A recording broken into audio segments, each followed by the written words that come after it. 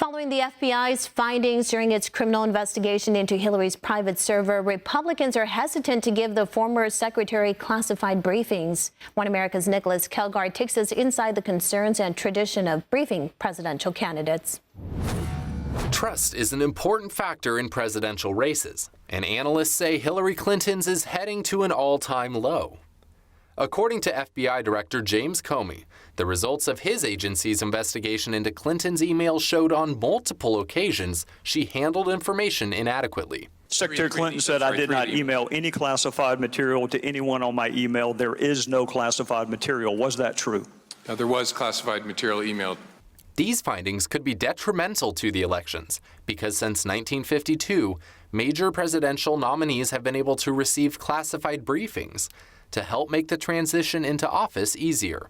In April of this year, National Intelligence Director James Clapper said they were already preparing those briefings, which began after the conventions. We have already established a plan for briefing both candidates when they are named, and then certainly after November when the president-elect is known.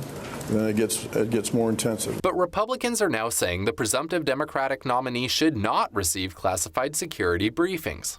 I think that we should think this through, and I think the DNI has an obligation, especially given what we just learned from what the FBI has said, that she should not get that classified information. The Speaker of the House said he did not know if they had the power to withhold briefings from Clinton. So how does this tradition work? When Harry Truman became president after Franklin Roosevelt's death in 1945, he was shocked at the information that had been withheld from him as vice president. He was completely unaware of the Manhattan Project and decided his successor should be better prepared than he was. Just because it is available doesn't mean candidates always use the briefing. Democrat Walter Mondale turned down the briefings before losing to Republican Ronald Reagan by a wide margin.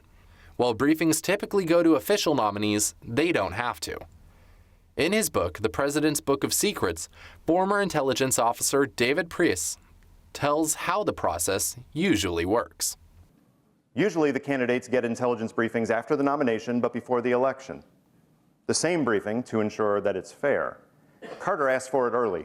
He got it early. With the conventions rapidly approaching, both Hillary Clinton and Donald Trump will likely see these briefings soon, in an effort to make the presidential transition as smooth as possible. Congressional Republicans worry that Clinton's lax approach to classified information and her sloppy handling of her email server could cause a leak of information. When the Director of National Intelligence briefs candidates on top secret information, it happens in a secure facility to avoid the likelihood of a leak. Even though both candidates get the same information, the current president decides how much information the candidates will actually receive. Nicholas Kelgard, One America News.